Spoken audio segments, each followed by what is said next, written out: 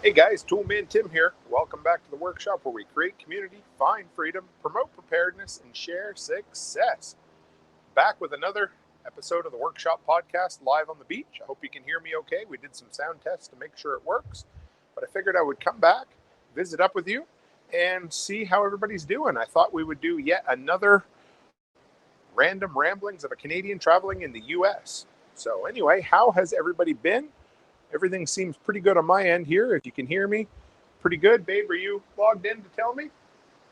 Oh, yeah, anyway, we'll go from there. But yeah, so how's everybody been? We've got a lot of sunshine. We got a nasty sunburn a couple of days ago, which you're like, oh yeah, poor Tim, poor first world problems. It could always be worse, couldn't it? But yeah, things as far as that goes, we've been good. Lots of Noxema, trying to keep covered, deciding to adopt the siesta side of things. Perfect. I get the thumbs up from the boss in the other room there, so we know we're doing good. But yeah, we've been going around, checking everything out in the morning, enjoying our mornings, and then coming back and having an afternoon nap because we're lazy old people and we enjoy it. But anyway, so I figured I'd share with you guys some more thoughts from around the world. We've been having a lot of fun. These will be a little more funny ones. Some are serious, but I've enjoyed it. So the other day, everybody says nostalgia sells now, and at our age, we're always thinking back about places we used to go to and used to enjoy. And for Becky, one of the places she always went to as a kid was Ponderosa. Loved going to the Ponderosa Steakhouse. And we decided we'd look it up, and apparently there's only like 30 of them left in the entire country, which was fine. We found one when we were in Orlando. We went and we had supper there. And I got to tell you, it looked no different than it did 30 years ago. And that's probably why they've been slowly shutting them down. We enjoyed it. Chris Dixon says he loves hearing kids say at our age. I guess at our age, it's always relative, isn't it, man? I appreciate that. So we used to go to, I'm going to share you guys a funny story. Hopefully you'll appreciate this. But just before my dad got his first smartphone, he decided his favorite place whenever we went on badminton tournaments when I was in high school to eat was the Ponderosa. He always loved going there. We used to have them in Canada. And of course, it wasn't like you just hopped on the internet and looked to see if they were open back in the day. He said to Mom, I want to go to Ponderosa for supper. The closest Ponderosa at that time was 3.5 hour drive away. So he decided to hop in the car, him and Mom, for his birthday and drive all the way to Truro. And when he got there, he discovered they'd gone out of business. The poor dad drove 3.5 hours for his birthday. So I had to send him some pictures when we were at the Ponderosa just so he knows. But if anybody's been to one, or you haven't and you're thinking about it, I'd say go, because I can't see how that place is going to stay open much longer. Food was good, but like I said, it looks like it still looked like in the early 90s. Now, as far as fun drinks and things like that go, we have had a whole bunch of different things to try. And I got to share with you, what am I drinking tonight? So if you can see this is a Mountain Dew Zero with 5% alcohol in it. It was a bulk pack of 4 different flavors. This one is black cherry. And they're pretty good. They all taste like, oversweetened freezies, except there's no sugar in them, but there's alcohol. So that's been my thing for the last couple of days, just enjoying 1 or 2 at a time. Beyond that, I went, if you guys happen to watch me on social, Becky was nice enough to take me the first day. Yeah, God bless the USA, Chris says yes. Yeah, Mountain Dew with 5% alcohol and no sugar. So 100% good for all the diabetics out there. I went the other day to Machine Gun America, and I don't think I talked about this in the other episode of the podcast, but, on vacation, all the days kind of run together. But it was so incredible. I am so thankful for you guys' Second Amendment rights, because we don't. Hey, Nate, how are you, buddy? We are going to see each other in 2 days. 2 days. So yeah, like I said, this range was incredible. It was all indoor, right in a busy, retail kind of environment. And I talked to the guy, the range master there, and you go inside and they have these machine guns that you shoot. And the back wall is like 2 foot thick of concrete. Then I think he said it was 2 inches of steel and then a bunch of rubber. I can't remember, that was the combination. It was a whole bunch of concrete, some steel, and then a bunch of rubber. And back up until a couple of years ago, they didn't have the rubber. So what happened was you'd shoot into the steel and all the lead would go up overhead into like a collector, which was kind of cool too. But I mean, the place was, you got to pick the guns you wanted to shoot, and you got 25 rounds per gun. And as you can imagine, 25 rounds in about 3 seconds. if you let them go completely. And then they had a little store attached to it called Tactical Shit. I'll wear the shirt when I do my presentation, I think, at LFTN. But it's a post-apocalyptic Mickey Mouse shirt. You'll love it. It's pretty funny. And Nate says, ready, and we aren't allowed NFA items here in Illinois. What is NFA? I'm wondering if that's something. Yeah, I'm not sure. If you can type it out in the comments for me, because I'm probably either having a brain fart or it's an American term that I'm not sure of. But we had, yeah, it was just so much fun there. And Becky just watched and she enjoyed it. She didn't want to shoot, but we bought ourselves some tactical patches. I got some really funny ones. I don't have them with me now. I have to dig them out after. But we're basically trying to make sure that we don't buy too much. We can't take it all back with us. I guess we'll ship it if we have to. But I kind of have an issue. We went back to, I told you guys I went to Harbor Freight the other day, and that was cool. We decided to go back again. And of course, I wasn't going to buy any tools, but Becky talked me into buying tools. So that was important because she always wants me to buy extra tools so I have content for my channel. But I think I've bought about 5 oddball Bauer cordless tools from there now. Oh, machine guns, short-barreled rifles, and suppressors. Yeah, that makes sense, sure. Because Illinois is fairly similar to Canada in some ways. Yeah, suppressors are an absolute no-go in Canada. We've tried, I shouldn't say we, like I say it like it was something I had to do with, but some Canadian activists have really tried up here under the, or up here, I'm not up there right now, but under the guise of hearing protection, which is absolutely important in my mind, but there's just no way to get suppressors legalized, even for restricted use, because it would be great for indoor. Oh, here, Becky brought me over one. I got to show this one off here. So we're going to test this guy out. I've been looking for, sorry about the hitting the microphone there. I've been looking for a cordless vacuum for a while. So this is the Bauer. It has like a 3-foot extension on it. I'm kind of excited to try it out. There's the different fittings that come with it. I basically got to take them out of the box, throw the box away, and bring the tools back with me. So I'll shoot some B-roll footage before I do that and bring them back. But I was going to post, I'll wait till I get home to post it, but I've picked up a cordless or the cordless handheld vacuum, the glue gun, a small inflator, and a flashlight. And Nate says NFA is the National Firearms Act regulating those items. We still have concealed carry and standard capacity mags. Fair enough. Yes. Well, we're basically limited to, any handguns up here are limited to 10 rounds, and any rifle basically is limited to 5. Now you can have a high capacity magazine, but it has to be pinned so that you can't exceed those 5 rounds. It's absolutely the most foolish thing I've ever seen. And I can own a 9mm handgun, restricted, with a 10-round magazine, but my 9mm carbine can only have 5 rounds. I don't know. If I could understand firearms regulations, I don't know. It wouldn't do us any good anyway. But I'm sorry you struggle with that too, Nate, because there's nothing worse than the government telling us what we can and can't do. But there's not much we can do about it, is there? Other than maybe move to more free states, which would be really good.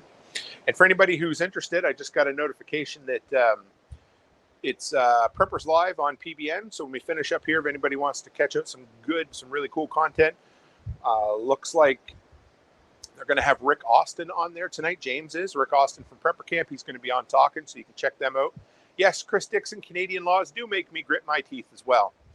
We're going to bring back a couple of bottles of Tennessee bourbon, but we have to be very careful that we don't over-purchase the amount of alcohol, because then we have to pay not huge, but we have to pay extra taxes and extra duty fees when we come back across. And I'm not sure if anybody knows out there how the duty-free stuff works, but I think if you buy it at the duty-free shop, we're pretty sure you can bring extra back with you, but we're going to find out. It's all fun and games until we get some bourbon confiscated or something. But yeah, so here's another thought, random thoughts from Canadians. So, of course, our American friends are very patriotic. And one thing we've noticed, especially, we just come out of the weekend, and if you're going to come to Daytona, come during the week. But the beach was absolutely full of people here. And we noticed people had flags, and we thought, well, that's rather patriotic of them. Couldn't really figure out why. I mean, yeah, I get it. You're American, or you hate Joe Biden or whatever. Well, it turns out that a lot of people on these big, busy beaches put flags up so that when their family's down in the water and they look back up, they can figure out where they need to come to so they don't get lost in the crowds.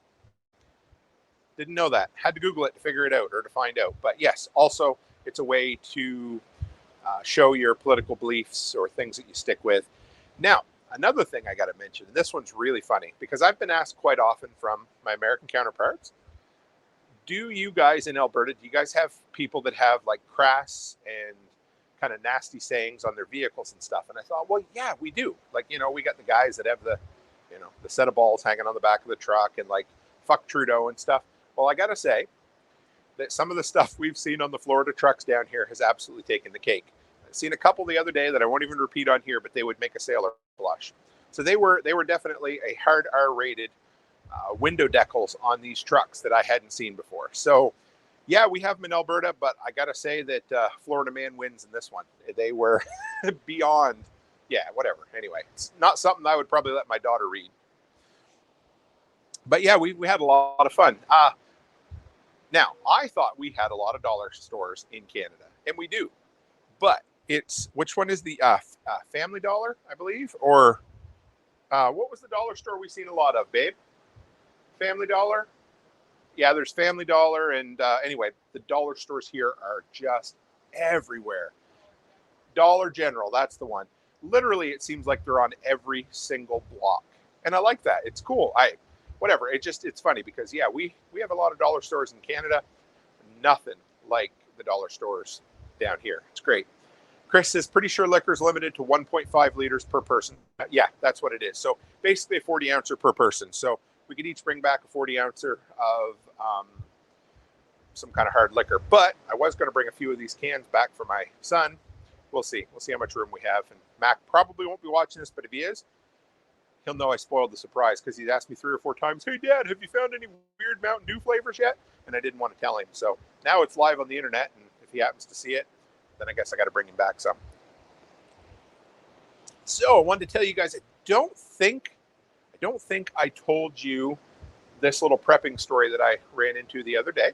But when we were in Calgary, the day before we had to fly out, we had to have a ride back. Yes, absolutely. Yeah. No, we're spending the night in Calgary and then driving back the next day. But the first day we were in Calgary, we stayed the night there. We had a lot of fun. Where did we? So we had to go get a COVID test, right? And it was a long walk in the airport, a huge walk. It was about a 15-minute walk. Drove me crazy. And I get all the way there, and they're like, sorry, sir, but we can't do the test unless you have photo ID.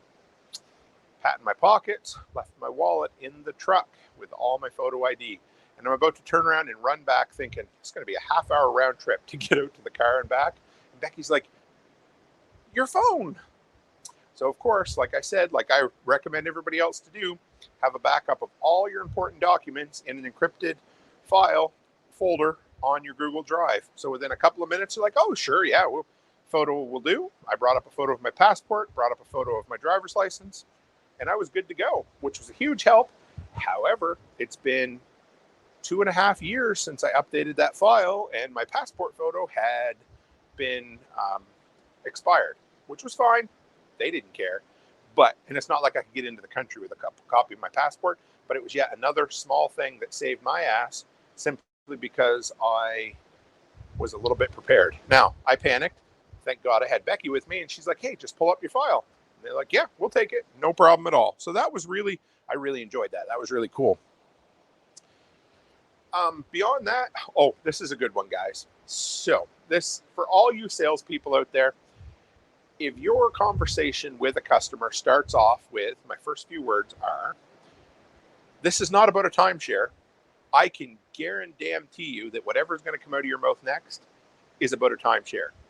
And if that's how you're starting your sales pitch, you need to get a better sales pitch. We were in Orlando the other day. We stopped into this place that said they had cheap tickets for Disney and a few other places. So we stopped in. I thought, this place had kind of scammy written all over it, but I like going there. Becky says she has my balls in her purse. What an asshole. I love her. Yeah. Oh, right. Yes. I kept my ID with her, and yeah, anyway, that's how it goes. But yeah, so we went to this place, this old town in Orlando. We went in, And the guy, I'm like, well, we'd like some information on your discounted tickets. He's like, well, have a seat. I want to talk to you. I'm like, nah, I'm comfortable. Because the first thing you don't want to do with these type of people is sit down. If they get you locked in, you're in trouble. So I didn't sit down. I stood there, and I stood there with one foot facing the door. And the guy starts talking. He's like, well, I just want to let you know this isn't a timeshare. And I'm like, God damn it, it's a timeshare. So the guy starts talking. He's like, no, it's not a timeshare. We'll pay you $110 to be in a commercial. It's about, we give you an hour tour of the place. And I look at Becky and I said, this is a fucking timeshare. So I looked at him. I said, I don't have time for this. Have a nice day. Goodbye. And Becky loves keeping me around for that because she says I can be an asshole to salespeople. Not in a bad way, but just in a, hey, we're on vacation. You're not going to waste our time. Now, if that was the only interaction, I probably wouldn't have brought it up in the podcast. But we're going across the road a couple days ago. We had to park in the overflow parking here. And I see this lady coming up. She's on a golf cart. And she hops right over. She goes, hey, how are you?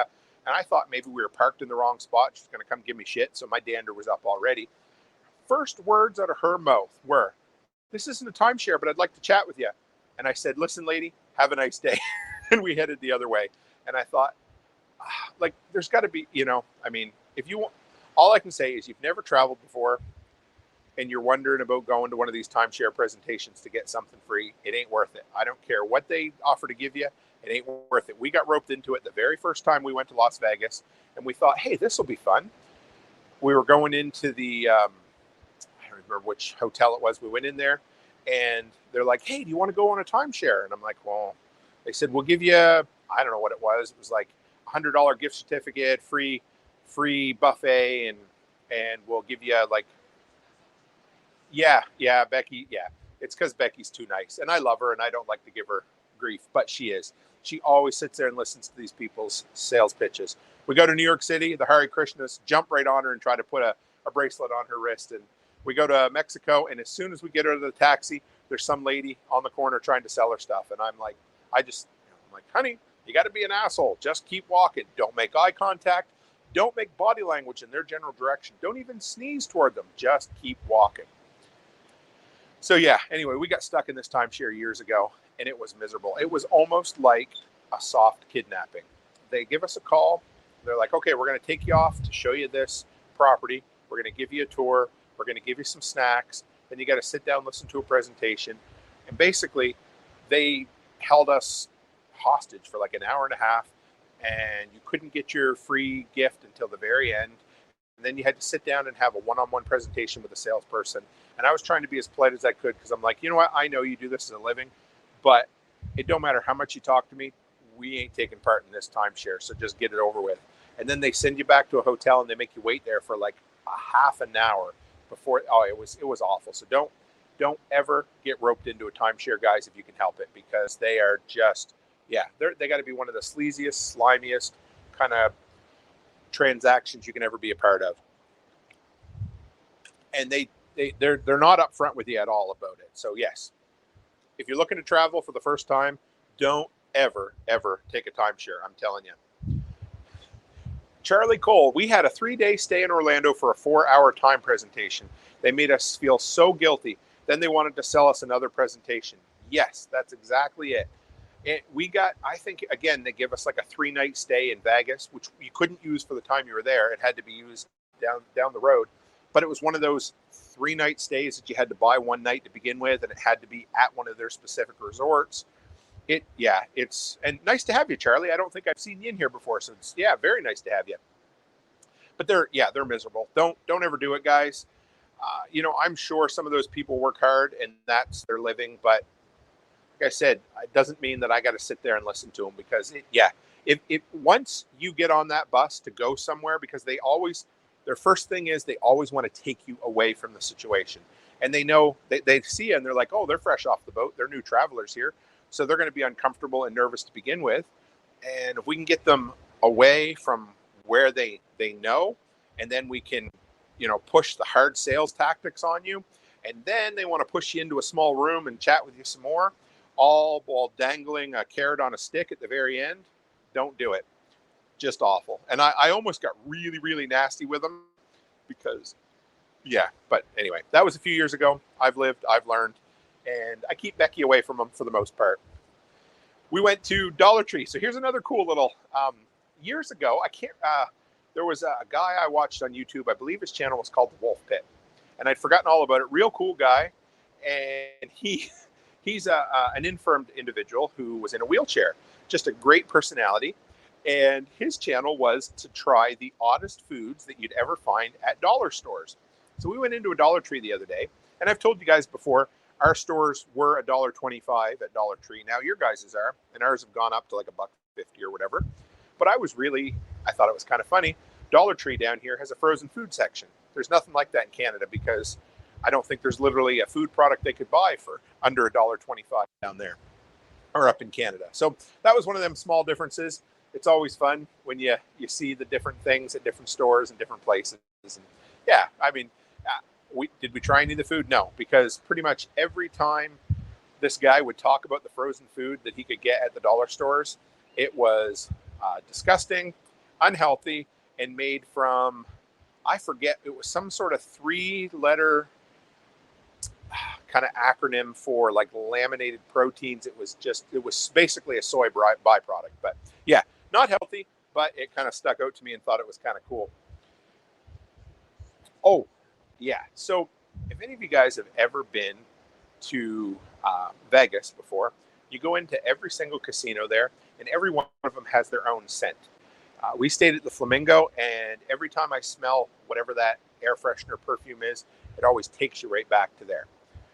And so it's like they're patented, they're registered scent. It's kind of cool. Now, I got to tell you, if Florida had a registered scent, it would be marijuana. Now, I live in the land of the weed. We've got it everywhere in Canada. Of course, it's legal there, and I have never in my life smelled as much marijuana as I have smelled in Florida. It is everywhere. So when you show up, apparently, I mean, at least, okay, I'm judging all of Florida based on my interactions up and down kind of the Daytona, Orlando area, but everywhere we've gone has been where we've gone. It's been that way. We went to Orlando a couple days ago. We went to this place called Icon Park. It's a 400-foot high Ferris wheel. And I got reading, if you guys remember that story, a couple of 3 weeks ago where that young boy fell out of a ride and plummeted to his early demise. Well, that was at that park. So I thought that was rather interesting. I didn't know till I started reading up on it. And yeah, everything's up and running again. I don't know the whole story behind it, and it was a tragedy, but yeah. It's still a nice park if you're ever interested in going there. We looked for some things. I don't think I shared this last time either, but when we went to Orlando, we looked to go to places that weren't frequented by all the tourists because it was miserable. We went by all of the Universal and Disney off-ramps, and there was like a 15-minute wait on the highway just to get down those off-ramps. So we found a place called Old Town, which was great. It was like an old-fashioned little town. We went early, and we found a place called Icon Park, and that was really cool too. So yeah, there's always, we found some good tips, and you guys probably know this kind of stuff, but if you're looking to travel places like tourist destinations, like here at Daytona, we found during the week is way better. So if you can travel on the weekend and vacation during the week, you're way ahead of the rest of the game because you just we couldn't get parking here for the 2 days of the weekend. During the week, wide open. And we got ourselves on a little different schedule, so we're eating off the peak times, and we've never had to wait at any restaurants. So just little life tips. I enjoyed it. We've had a good time with it. And so the Waffle House, I love the Waffle House, and you guys might get a kick out of this, but I'm thinking about doing an entire episode on the Waffle House when I get back. I'm not going to go into deep detail, but if you're ever interested and you want to go down a bit of a rabbit hole, look up FEMA's connection with the Waffle House. And I'm not this isn't some kind of weird conspiracy thing or anything, because that really sounds like the starting of an Alex Jones episode. But apparently there's the Waffle House principle or something in the connections with the Waffle House and how they use the Waffle House to distribute food and meals and stuff. So it's really cool, but I don't want to give away the thunder here, but it's a pretty interesting thing. Anyway, so I had this thought. You know how they say that you can't have all three. So if you want to buy a product, you can't have it good, cheap, and fast. You can have two of the three. You can have good and cheap, or you can have cheap and fast, or you can have good and fast, those type of things. Well, I got to say that the closest I've come to experiencing all three at a restaurant was probably the Waffle House. The food is cheap, the food is fast, and it's pretty damn good. And I got thinking about how they make that work, and I believe it's through scale. And of course, if you had to pick out of the three, they're probably at the lowest down the ladder on the quality, the good side of things. But the food's still really good. So I would say they're one of the few places that is making good, cheap, and fast a reality and being successful at it. Like I said, the quality wouldn't be, like high-end gourmet food, but I enjoyed it. Yeah, so if you guys are interested, look into their emergency response and how the government looks at Waffle House to see if they close, and if they haven't closed, how they know that things aren't that serious in the area. It was pretty good. What else we got on the go? So tomorrow I'm doing a live stream with Nicole and John Willis from SOE Tactical. I will share the link on social for you guys so that you have. Oh, yeah. Yes, right. So if you're ever in the Daytona area, guys, this is crazy. Becky just reminded me of this. We went to the coolest restaurant last night called Don Pepper's. And it is an authentic Mexican restaurant where a nice little gentleman comes to your table and makes fresh guacamole right at your table while you wait. And I've never had guacamole that I liked before, and I ate the crap out of that. It was so good. And he puts the lime right in it. It was huge. I can't imagine the waste they go through because they made like 2 full vegetables full of guacamole. It was great. Yeah, we had a great time. The food was awesome. If you're ever down this way, we had a really good feed. And I got some really encouraging news from a community member today. I won't shout them out, but I just got to say, if any of you guys are out there, and I'm going to be talking out of both sides of my mouth right now, but if you're out there thinking about starting keto or doing keto, I say do it. You guys know I've been off the keto wagon while we've been down here, so I'm not much of an example. But this guy that messaged me today, he's kicking ass and taking names, and it's working. So I'm proud of you. Just want to let that person know. And if anybody else is thinking about doing it, do it. And I will be willing to do it with you when we get back to north side, not stateside, right? Charlie Cole says, oh, yeah, I live on the Gulf Coast. You know a hurricane was bad when the Waffle House closes. Yes, exactly. I had a really good conversation, and again, with one of the workers there.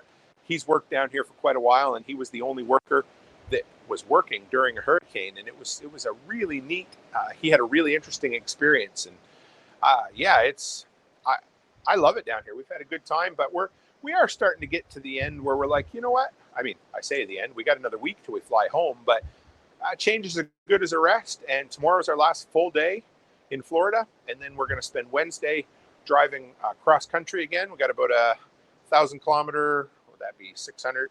I think it's about 650 mile journey back to Nashville or close to it, and then I'm going to finally get to meet some of our. I always joke about our imaginary internet friends, but yeah, it's pretty good. Yeah, he said. So Becky just reminded me here. She said, when Waffle House closes, get her to Dodge, were his exact words. And yeah, he said they have like bulletproof glass, storm-rated windows. They're really big into having backup power and extra ice and food on hand. And yeah, basically that's the idea. FEMA looks at it and they're like, okay, if Waffle House is going to close, then we know we're all in trouble. And you get the hell out of Dodge. And Charlie, you said you live on the Gulf Coast. I thought something was pretty cool here that I've noticed. As you drive around, you will see emergency evacuation route signs. So pay attention to that kind of stuff. It's like when we go to the movie theater, when you sit down, the first thing you do is this is way simpler version of that, but I sit down and I look to the right, I look to my left, and I know where those emergency exits are just in case something bad happens. You get on the plane, what do? You look for your emergency exit lanes. Just, you know what, if you do that, that puts you ahead of 90% of other people. But again, I would say living in a place like this, my guess would be leaving early would be the key. And that's when I had Phil Rabley and his wife Gillian on from the Matter of Facts podcast. They both said, they waited too long to leave, and they were lifetime residents of the New Orleans area or of Louisiana area. Great people, and they thought they knew, and the storm just shifted. So sometimes you get caught. But the best thing we can do is make plans ahead of time and head out. But like I said, evacuation markers along the way. So know where your evacuation routes are. Know your ways in and out.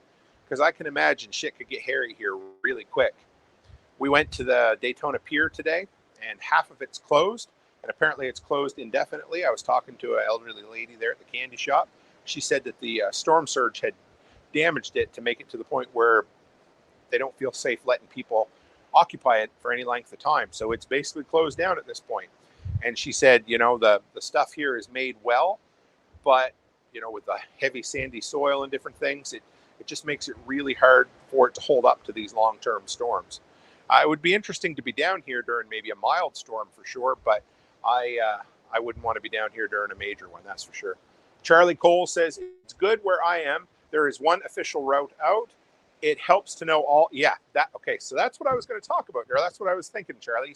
Charlie says it helps to know all the old highways when that evacuation notice arrives. Exactly. I was thinking of, do you guys remember that movie, War of the Worlds with Tom Cruise? Again, they got on the highway trying to evacuate, and they got crowded in with the crew. Now, on the prairies where I live, there's no such thing as a shortcut. Yes, here's Chris Dickens. He says, always know your back roads. So there's no way. So what I say in the prairies, there's no such thing as a shortcut because there's no roads that will save you time, but there's no shortage of extra back roads you can use in Alberta because everything's on a 1 mile grid. So if you can't get on this highway, you can go to the next one, and the next one, you can just keep working your way across. So always know your back roads. A couple of years ago for Christmas, I was at the local pharmacy and I seen a back roads almanac with a nice spiral bound to it for Alberta, BC, and Saskatchewan. And Becky got it for me for Christmas and put it in my stocking. That's one of those things, once you have one, it's great. But like Charlie said, I bet, yeah. And Charlie, if you're still around and listening, have you ever had to evacuate yet for big storms? But yeah, that's a great tip, guys. I wonder if we can try to take a screenshot of that. Yep, there we go. So I'll be able to save that. And yeah, we'll post that, Charlie. That's a good tip, just knowing about the old highways, because again, 95% of the people are going to be following the official evacuation route, and they're going to go where they're told to go. And if you can get on a back road and save yourself some time, absolutely. Because if there's one thing I've discovered in Florida, it's that people love to drive the shit out of their vehicles. 90 miles an hour in the middle lane. I was telling my brother-in-law about it tonight, and he races mud boggers and enjoys it. But yeah, he could not believe how fast the traffic was down here. But yeah, we're looking forward to. I'm really excited about my presentation at the LFTN workshop. And Thursday morning, I'm the first presenter of the entire weekend, so that'll be great.